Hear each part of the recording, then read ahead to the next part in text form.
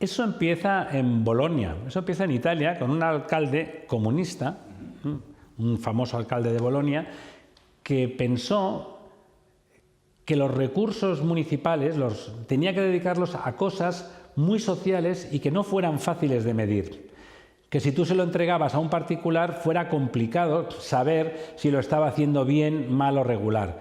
Y él pensaba, con buen criterio, Bolonia es una ciudad maravillosa donde se pueden comer sopas en el suelo, que los servicios municipales clásicos, el agua, las basuras, ese tipo de servicios, se podían controlar perfectamente. Y tiene razón, ¿no? Tú puedes auditar las cuentas, tú puedes supervisar la calidad con índices, y decidió que esa era la manera. No lo hizo porque sí, ni lo hizo para beneficiar a las empresas, insisto. Era un alcalde comunista muy famoso y fantástico en su ciudad, sino que los recursos que tenía, que aunque la gente hoy no se dé cuenta, son limitados siempre, los tenía que dedicar a lo más difícil de controlar y a lo más socialmente intangible, a los más vulnerables, en la forma en que desde la administración se pudiera mejor hacer. Y eso sí que es difícil de controlar en una empresa privada.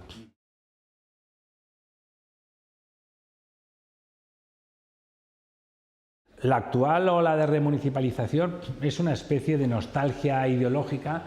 En realidad es una neonacionalización que en un país de derecho y de estructura de mercado, o de mercado social, como se dice ahora, la única posibilidad de nacionalizar sin revoluciones de octubre pues es a través de condiciones como las empresas municipales y los servicios municipales, que de alguna forma, si están en concesión o no, es optativo del municipio.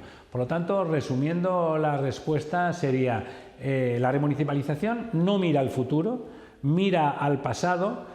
Hay un regodeo melancólico en ese pasado, una Arcadia que nunca existió, y en principio, en lugar de pensar en cómo innovan en la propia gestión municipal, cómo consiguen que su gestión municipal sea supervisativa, sea capaz de controlar lo que el ayuntamiento tiene que ofrecer al ciudadano y conseguir que eso tenga la excelencia, se concentran en una especie de dicotomía y en un sectarismo según el cual todo lo que hace el sector público es bueno y lo que hace el sector privado, es decir, les recuerdo a ustedes, la inmensa mayoría de los ciudadanos, es malo.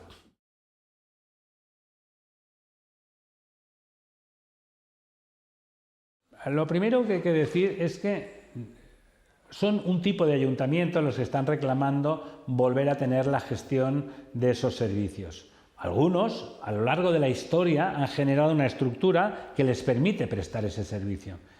Porque la gente se olvida y le parece que cualquiera puede hacer cualquier cosa. Pues no es verdad. Usted no puede montar un restaurante de alto nivel si no tiene unos conocimientos gastronómicos elevados. Dice, bueno, es que yo no voy a ser el cocinero. Oiga, pero tiene usted que tener la capacidad de contratar a un cocinero Michelin y contratar a un jefe de sala excelente. Y tiene usted que saber de eso. Si no sabe usted de eso, no puede ni contratar. Otra cosa es que sea usted un fondo de inversión y contrate a un profesional que haga todo eso y lo organice. Pero la cultura empresarial, la cultura de un servicio concreto se genera a lo largo de años. Hay ciudades donde eso se ha generado y existe. Bueno, y yo particularmente en esas ciudades no soy partidario de la privatización, porque significa destruir una cultura constituida a lo largo de décadas y no de siglos. No de siglos, pero sí de más de un siglo en muchos casos, ¿no? El ejemplo de Madrid es paradigmático en ese sentido. Es una empresa pública, el Canal de Isabel II, que se constituye en un momento a través del Ministerio de Fomento. Es un ministerio que en ese momento es robustísimo. Es decir, ahora también el Ministerio de Fomento es muy robusto, pero en ese momento, relativamente al resto del país, es más robusto. Está lleno de cerebros y de gente de una capacidad extraordinaria, de lo mejor, y realmente, además la reina se implica porque está hasta las narices de no tener un servicio de aguas como Dios manda, y bueno, entre eso y que el agua en Madrid es un chollo porque está muy cerca, es muy buena y tiene un sustrato geológico que ni tan siquiera tiene cal, que hay que eliminarle, pues el servicio es excelente. Tiene una tradición de más de 150 años y el servicio es excelente. Hubo la discusión, ¿había que privatizar o no? Tal. Solo tenía un sentido, como era una empresa formidable, era muy fácil de vender, como todo lo formidable. ¿Como ciudadano tiene uno que estar de acuerdo en vender el canal de Isabel II? No. Lo normal es pensar que esa cultura que se ha generado y que es pública se mantenga. ¿Pero por qué funciona muy bien? El canal de Isabel II no le hace ascos a externalizar todo lo que le parece que precisa tecnología, conocimientos específicos o capacidades de inversión específicas. No le hace ascos en absoluto, con lo cual consigue en cada momento dar un nivel de excelencia muy alto. No tiene prejuicio.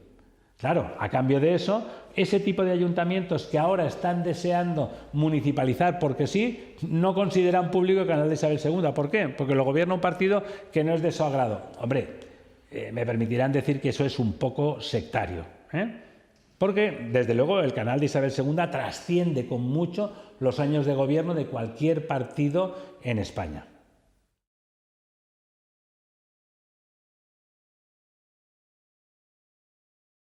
Hay servicios públicos que son fáciles de medir y, por lo tanto, una cosa fácil de medir es fácil de calificar y, por lo tanto, yo puedo concretar si el concesionario está haciéndolo bien y, si no lo está haciendo bien, se lo puedo reprochar, multar, recriminar de forma legal y concreta y, en el límite, le puedo expulsar del servicio, siempre que haya hecho un contrato razonablemente bien hecho, lo cual solamente precisa de un servicio jurídico adecuado, ninguna maravilla ni milagro al uso.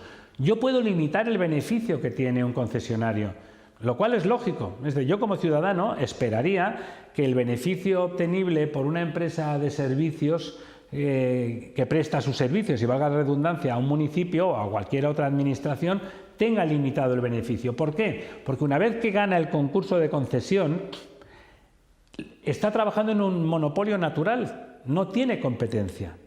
Por lo tanto, yo tengo derecho a acotar el beneficio, tengo derecho a acotar el margen que va a tener. Y ese margen tiene que relacionarse con el nivel de excelencia que él da en ese servicio. ¿De acuerdo?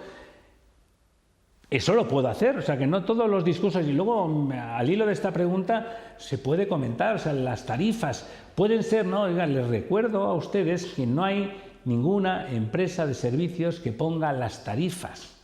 Las tarifas de un servicio público municipal lo presten funcionarios o empleados públicos o lo presten empleados de una empresa privada, la tarifa la pone el pleno municipal.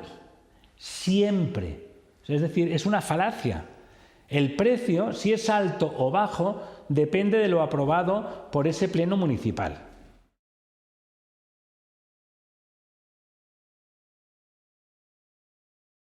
En realidad es un proceso de neonacionalizaciones. Ellos, con la boca pequeña, no lo han dicho muy alto porque, como el desastre de las cajas de ahorro es tan reciente, recordemos que el 98% de los desahucios han sido no de bancos capitalistas tremendos y canallas, sino han sido de cajas de ahorros, que es lo más parecido a una banca pública.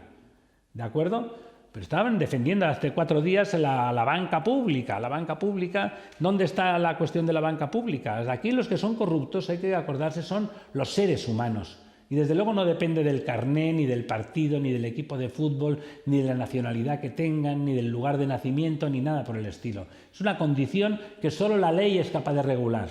El imperio de la ley es lo que evita la corrupción. ¿Qué quiere decir que la evita? Que contra más dura y más capaces de detectarla, hace que haya menos individuos que sean capaces de enfrentarla. Estrictamente eso significa. La ley sirve para limitar el delito, y la corrupción no es más que otro delito. Y desde luego la corrupción, si ustedes me lo permiten, se produce con mucha más frecuencia en el sector público que en el privado.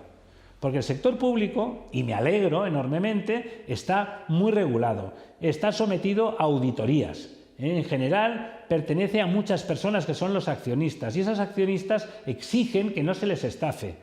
Lo cual no quiere decir que de vez en cuando haya gestores que se les vaya la mano. Y desde luego hay un montón de accionistas dispuestos a perseguirlos. Y el jefe también persigue al corrupto, a no ser que sea el corrupto el propio jefe, pero que entonces también está en la picota. Es muy complicado que tú tengas el supervisor, el vigilante, sea el primo hermano, cuando no la misma persona que el responsable de la empresa que presta el servicio. Cuando el alcalde es el jefe del supervisor y es el jefe de la empresa, si ocurre algo, evidentemente no quiere que se sepa, y lo puedo entender. Pero oiga, no quiere que se sepa, porque el responsable político es él. Y por lo tanto, un servicio público en concesión bien regulado, con las clavijas bien apretadas, con un contrato difícil, un contrato duro en el mejor sentido. Hay que dejar que la empresa se gane la vida y acotar ese beneficio porque estamos hablando de monopolios naturales. Y por lo tanto, eso garantiza enormemente más transparencia y corrección que el modelo público. Insisto, sin prejuicio de que hay modelos públicos que funcionan porque tienen historia, tienen tradición, tienen conocimiento, tienen know-how y por lo tanto no todas las situaciones son iguales. La historia de las personas y de los procesos humanos cuenta, y cuando hay una historia, aniquilarla de un plumazo son los monstruos de la razón, no es el sentido común.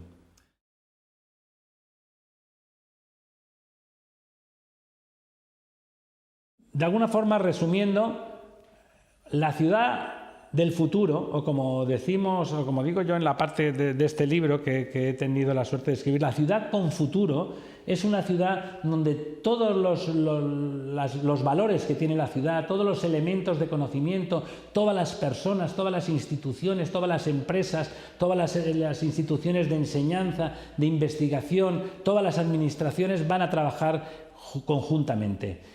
En la medida en que en esas ciudades donde a la gente, a las comunidades, a las instituciones, a las empresas se las separe en función de que piensen o no como alguien, esa ciudad va a empezar a perder. Una ciudad con futuro va a ser una ciudad sostenible, una ciudad donde vamos a aprovechar el agua y la vamos a reutilizar casi al 100%, donde los residuos van a ser valorizados en su inmensa mayoría y se van a minimizar en origen absolutamente, donde vamos a utilizar la energía de una forma extraordinariamente eficiente y vamos a producir dentro de la ciudad mucha energía y vamos a aprovechar mucho los circuitos internos.